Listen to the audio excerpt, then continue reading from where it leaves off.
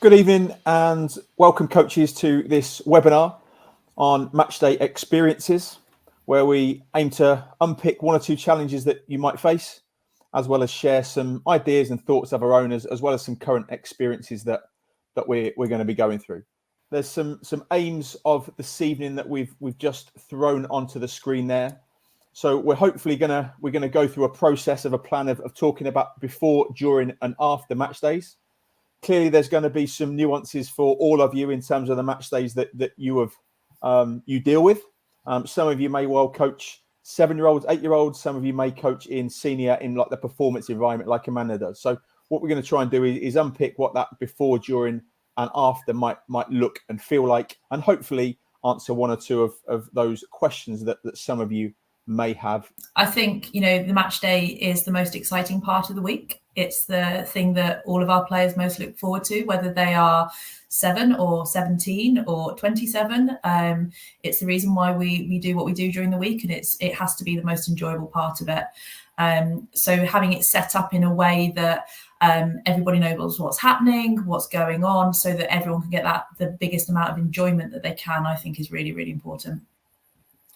I had to echo that as well. I mean, I've jumped from many different footballing environments. So I've gone from open age women to men's university, and I'm now with my son's under 11s team, grassroots, 9v9 first season, losing a lot, I should say. But that fun and enjoyment is so important. And I think, Lee, you asked about best practice or top tip. I think for me, communication is key in how we communicate, not only to the kids, but to the parents as well.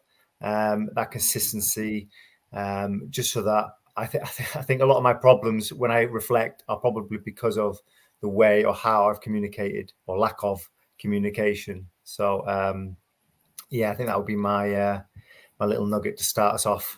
I think one of the things I would throw in there is like a bit of a top tip is around linked to James's communication, but the players knowing what's going on and having that consistency. Like we know, like imagine they go to school, like they get to school in the morning, they know what the register's being taken, they know exactly what's happening from the moment maybe they wake up there or thereabouts to the moment they get to school. And that helps in terms of having that consistency and structure.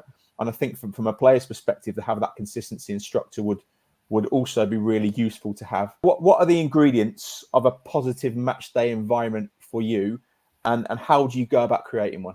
The key bit for me, and you talk about that environmentally, is just being that fun and approachable kind of coach, manager, so that the kids want to come and talk to you. You're showing interest as they arrive. You're asking about how the morning's been. You're asking about how the week's been. Anything that you're trying to engage them. And then the warm up is fun tag-based games because of the age group that we have, or it's match-like, so that they're engaged with it.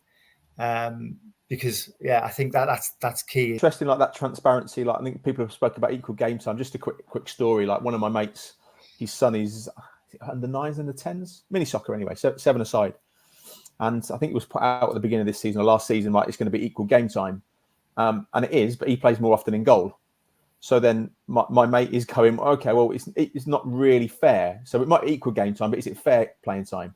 So again, that might be something we consider when you plan it out. Is it the same person who's going in goal? And if it's a player who might be a little bit weaker, for example, like it might kind of lessen their development, if you like. They might have equal game time because they're in goal, but actually they don't get the same practice outfield.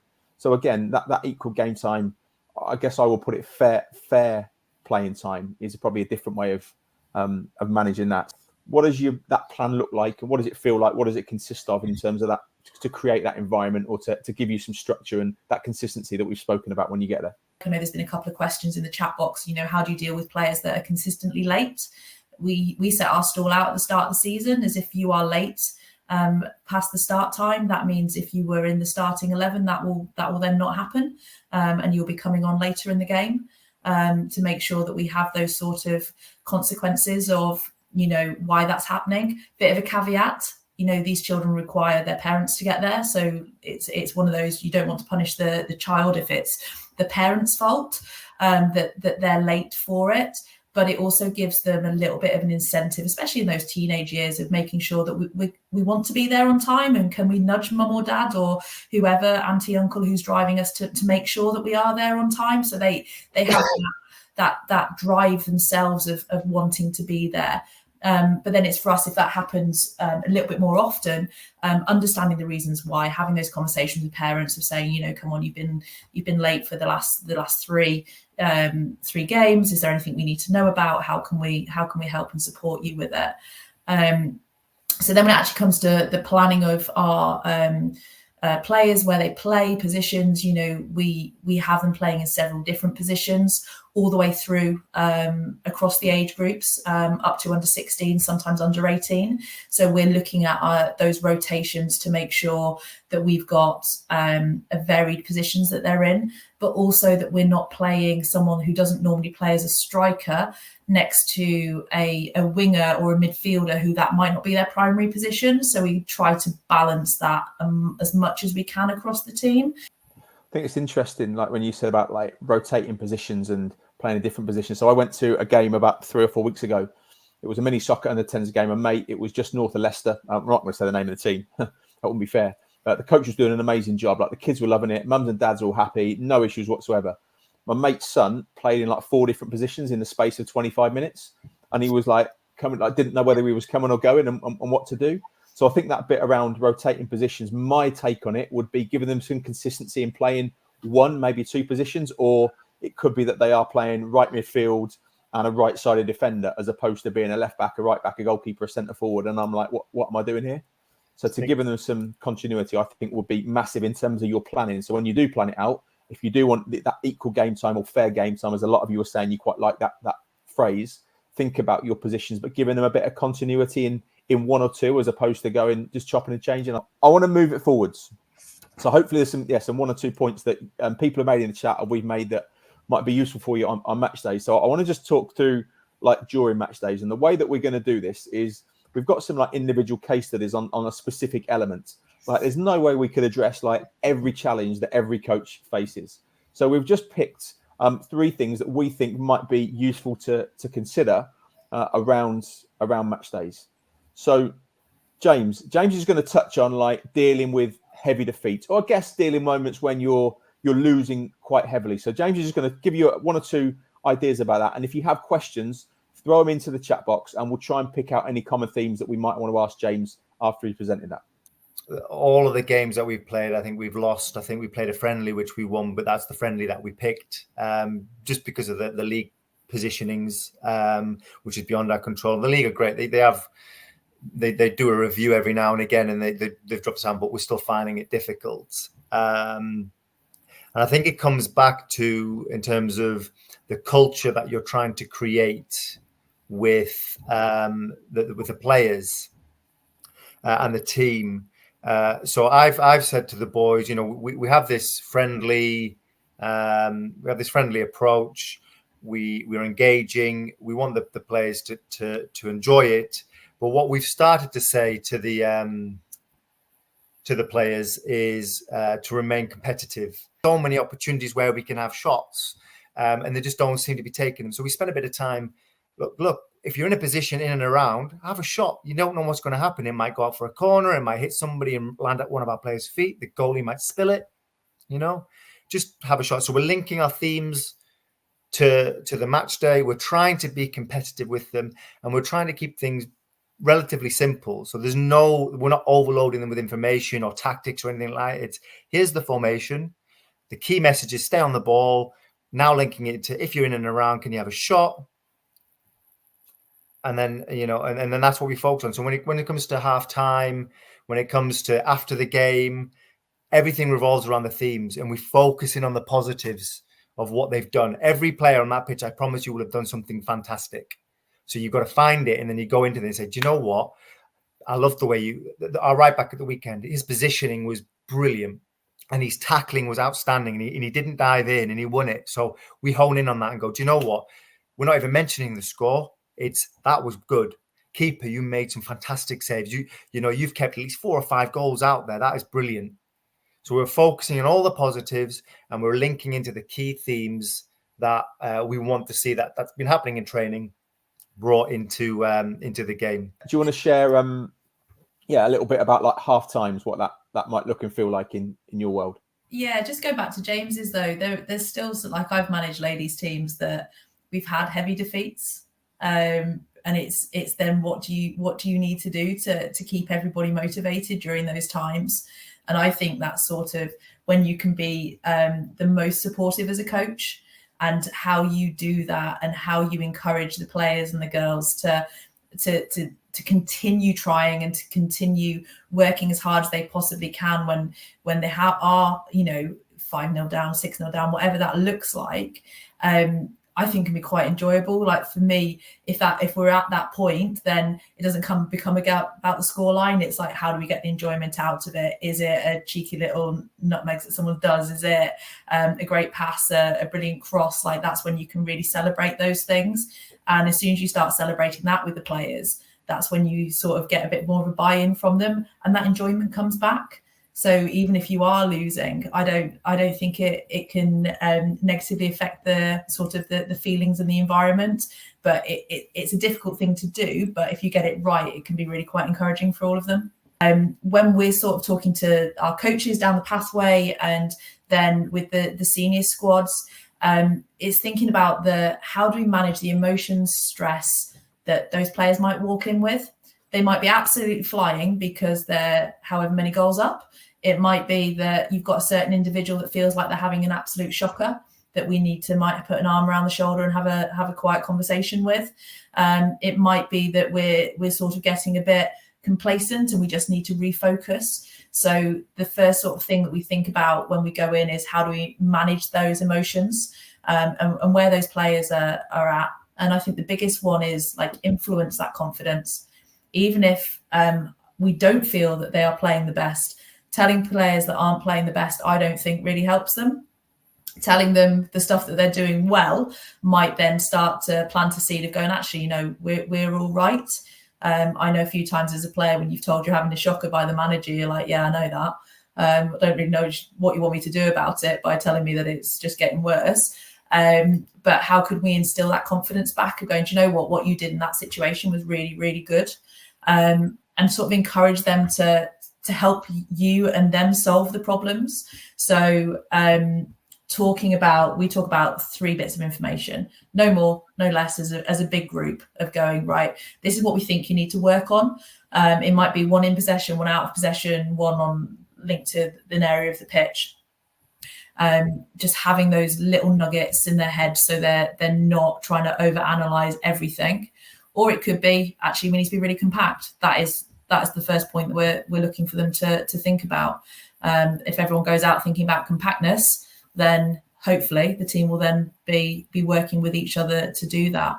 I think there's a really interesting question about how do you stop your players from pointing the finger at other players in those halftime team talks. I think we've all probably seen that at some point or another. And I think that comes sort of back to the environment and going, what do we stand for as a group? And if someone does that, are we saying that's okay or not? And some groups that's how people might thrive. Others, it might not be. And if the decision is with the group that that's not what happens, there's no finger pointing, there's no discussion about that we just back that up as coaches, as managers, or for people supporting that, of making sure that doesn't happen. Phil Foden was playing in that number 10 position, attacking midfield player position, and he moved that wide, and Kevin De Bruyne came on there. So just quickly then, like, there's 2 players with different characteristics here. Like, what would you do to defend differently against Kevin De Bruyne compared to Phil Foden? So I guess I'm thinking in my head, like, what characteristics has Phil Foden got, and how do they differ from Kevin De Bruyne's? And if it was the same player playing in that position, so Phil Foden's moved that wide, but Kevin De Bruyne's filled that position. If I'm defending against him, what might I need to think about a little bit differently to play against that? So Phil Foden, maybe a little bit of a dribbler. We'll talk about maybe Kevin De Bruyne, maybe more assists from deeper positions and more of a passer, threading passes. Just kind of get you to start to reflect upon like your players and characteristics that they might find challenging to play against. The obvious one is somebody who's a little bit faster than someone else. Like, how do I deal with that? The Kevin De Bruyne one and Phil Foden one, like Phil Foden would play up against the defender tight and like spin them really quickly and then run off them. Kevin De Bruyne, with time and space, he's going to be able to kind of pick a pass out from distance and set a goal up. So there's different characteristics from that perspective. It could be that there's a striker who is really fast and there's a substitution. The striker they bring on is more of a player who can receive the ball and bring others into play. So again, you could think about players. They're always going to have 1v1 duels with players who have got different characteristics. Could be technical and tactical, could be physical, but it also could be maybe some psychological things. So some of them are more confident. So the confident ones are trying to dribble loads. So how do you deal with those individuals? Again, hopefully there's one or two things to for you to think about, but I think it's really important for you to help your players be able to deal with players who have got different characteristics. So if I move forwards then on the after bit, for me, here's just one or two little ideas that I've got for you. We're going to move on to that. So it could be that I'm in an environment where I know who's coming up against. So the far side of the screen where there's a circle round two players, that could be your Phil Foden and Kevin De Bruyne, one of those players. But the practice is really like positional specific and matched up. So you can see it's in thirds, but the final third where the yellow goalkeeper is a lot bigger, so we can get balls going beyond the defenders as opposed to everything being in front of the defenders. So all it would be is I've got an attacking midfield player. Let's call it the attacking midfield player in the blue. You can choose who that might be for your team. You can choose the defender that goes up against them and might have a different physical attribute, and you might be helping them to support each other in that 1v1. Behind that, we've just got two midfield players, and maybe a server. You could say that's a central defender, if you like. And all that happens is that the Blues have got to try and attack into the bigger goal with a goalkeeper, but there's an offside line in there. And the Yellows win possession of the ball, and they've got to try and score in one of the mini goals, which can be protected. But essentially what I might do then is lock the middle four player, or middle five players, I should say, the two Yellows marking the one blue and then the 1v1, mark them into that zone of the pitch, and then try and figure out how am I going to defend against the player in blue if I'm the Yellows. So that's a little practice which is a little bit more positional specific for you. Linking back to James Amanda, James, will come to you first. So we spoke about heavy defeats. After the game, like, what does it look and feel like? How would you deal with that from your perspective?